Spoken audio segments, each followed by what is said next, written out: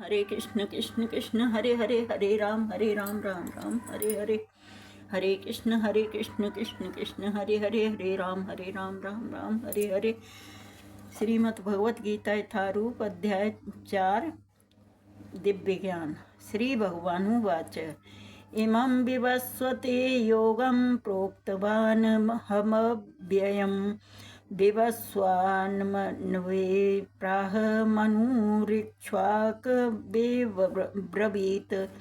श्री कृष्ण भगवान जी ने कहा, मैंने इस अमर योग विद्या का उपदेश सूर्यदेव विवस्वान को दिया और विवस्वान ने मनुष्यों के पिता मनु को उपदेश दिया और मनु ने इसका उपदेश इक्ष्वाकु को दिया। तात्पर्य जगत गुरु श्रील प्रभुपाद जी महाराज की जय, गुरु महाराज की जय। यहाँ पर हमें भगवत गीता का इतिहास प्राप्त होता है।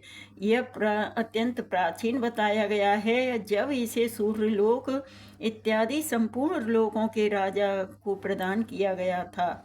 समस्त लोकों का के राजा विशेष रूप से निवासियों की रक्षा के निमित्त होते थे। अतः राजन्यवर्ग को भगवत गीता की विद्या को समझना चाहिए, जिससे वे नागरिकों प्रजा पर शासन कर सकें और उन्हें काम रूपी भवबंधन से बचा सकें। मानव जीवन का उद्देश्य भगवान के साथ अपने शाश्वत संबंध के आध्यात्मिक ज्ञान का विकास है और सारे राज्यों तथा समस्त लोकों के शासनाध्यक्षों को चाहिए कि शिक्षा, संस्कृति तथा भक्ति द्वारा नागरिकों को यह पाठ पढ़ाएं।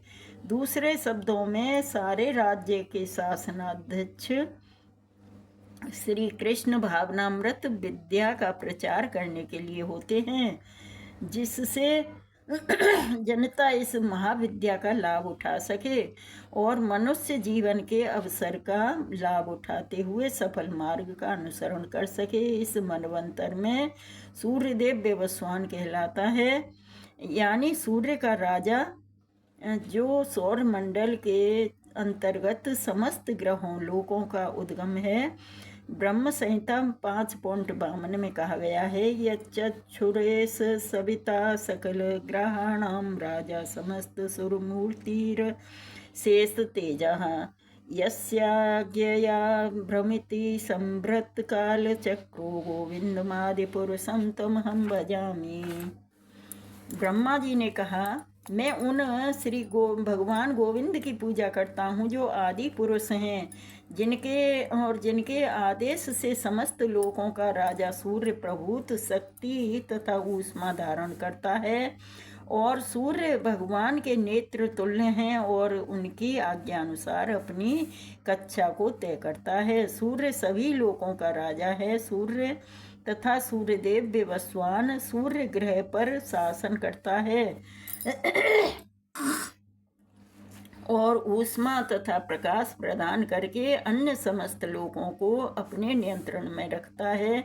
सूर्य कृष्ण के आदेश पर घूमता है और भगवान कृष्ण ने विवस्वान को भगवत गीता की विद्या समझाने के लिए अपना पहला शिष्य चुना।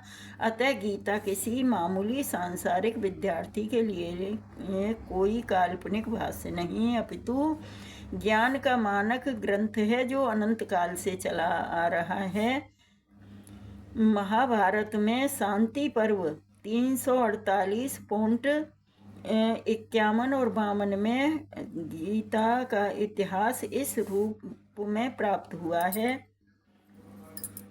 त्रेतायुगादो च ततो विवस्वान्मन्वे तदो मनुष्यलोक भृत्यर्थम सुतायेच्छवाकुवेददो इक्ष्वाकुणा च कथितो व्याप्य लोकानवस्थितः। त्रेतायुग के आदि में विवस्वान ने परमेश्वर संबंधी इस विज्ञान का उपदेश मनु को दिया और मनुष्यों के जनक मनु ने इस अपने पुत्र इक्ष्वाकु को दिया। इक्ष्वाकु इस पृथ्वी के शासक थे और उस रघुकुल के पूर्वज थे जिसमें भगवान श्री राम ने अवतार लिया।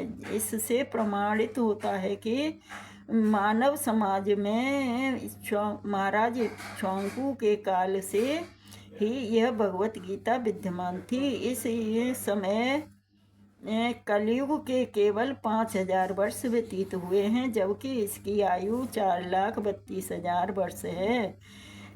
इसके पूर्व द्वापर युग 8 लाख वर्ष था और उसके पूर्व त्रेता युग 12 लाख वर्ष था। इस प्रकार लगभग 20,05,000 वर्ष पूर्व मनु ने अपने शिष्य तथा पुत्र इक्ष्वाकु से, जो इस पृथ्वी के राजा थे, श्रीमद् भगवत गीता कही। वर्तमान मनु की आयु लगभग 30 करोड़ 53 करोड़ वर्ष अनुमानित की जाती है, जिसमें 12 करोड़ 4 लाख वर्ष व्यतीत हो चुके। यह मानते हैं कि मनु के जन्म के पूर्व भगवान ने अपने शिष्य सूर्यदेव विवस्वान को गीता सुनाई। मोटा अनुमान यह है कि गीता कम से कम 12 करोड़ 4 लाख वर्ष पहले कही गई और मानव समाज में यह 20 लाख वर्षों से विद्यमान रही। इसे भगवान ने लगभग 5000 वर्ष पूर्व अर्जुन से पुनः कहा। गीता के अनुसार ही तथा इसके वक्ता भगवान श्री कृष्ण के कथनानुसार यह भगवत गीता के इतिहास का मोटा अनुमान है। सूर्यदेव विवस्वान को इसीलिए गीता सुनाई क्योंकि वह क्षत्रिय था और उन समस्त क्षत्रियों का जनक है जो सूर्यवंशी है। चूँकि भगवत गीता वेदों के ही समान है, क्योंकि इसे श्री भगवान ने कहा था, अतः यह ज्ञान अपौरु श्रेय है। चूँकि वैदिक आदेशों को यथारूप में बिना किसी मानवीय विवेचना के स्वीकार किया जाता है, फलतः भगवत गीता को भी किसी सांसारिक विवेचना के बिना स्वीकार किया जाना चाहिए। संसारी तार्किक जन अपनी अपनी विधि से गीता के विषय में चिंतन कर सकते हैं, किंतु यह यथारूप भगवत गीता नहीं है। अतः भगवत गीता को गुरु परंपरा से यथारूप में ग्रहण करना चाहिए। यहाँ पर यह वर्णन हुआ है कि भगवान ने इसे सूर्यदेव से कहा, सूर्यदेव ने अपने पुत्र मनु से कहा और मनु ने अपने पुत्र इक्ष्वाकु से कहा। हरे कृष्ण कृष्ण कृष्ण हरे हरे, हरे राम राम राम हरे हरे। तो ये अध्याय 4 में ये भगवत गीता का वृतांत सुनाया है कि जी कब सुनाई और किसने सुनाई और किसको सुनाई।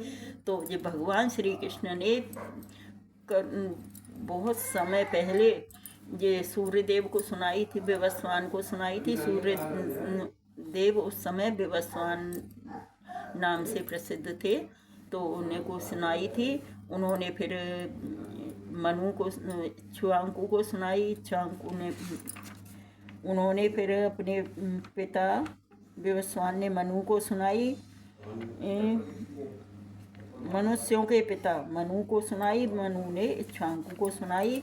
उसी प्रकार ये चली आ रही थी उस समय से, लेकिन अब इस समय कलयुग में आकर कुछ अलोप हो गई। इसका मतलब वो महत्व कम हो गया, कम अपने जीवन में उतारते थे। इस वजह से अर्जुन को माध्यम बना के भगवान श्री कृष्ण ने अर्जुन को ही ये सुनाई, ये हमारे लिए सुनाई। अर्जुन तो खैर पहले ही से भगवान का पूरा भक्त था, ये हमारे लिए प्रस्तुत किए है भगवत गीता, तो हमें अपने जीवन में उतारना चाहिए। हमेशा बोलना चाहिए। हरे कृष्णा कृष्ण कृष्ण हरे हरे, हरे राम राम राम हरे हरे। श्रीमद् भगवत गीता यथारूप की जय। हरे